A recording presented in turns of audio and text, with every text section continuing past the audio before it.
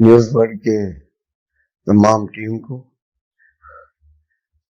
مکمل طور پر میں خوش آمدید کہتے ہوئے ان کو شاباش دیتا ہوں کہ انہوں نے یہ کام شروع کیا ہے۔ اللہ تعالیٰ اس میں ان کو کامیابیاں دے اور ملک و قوم کے لیے جو بھی کچھ کر سکتے ہیں۔ صحافت ایک بہت مقدس پیشہ ہے اور اس میں حقائق کے برعکس کوئی چیز چاہیے تمام آپ کی ٹیم کو کہ جو حقائق ہیں عوام کے سامنے ان کو لایا جائے کہ ملک کی کیا حالت ہے، غربت کی کیا حالت ہے، کس حد تک لوگ پریشان ہیں، ان کی پریشانیوں کا مداوع کیا ہے۔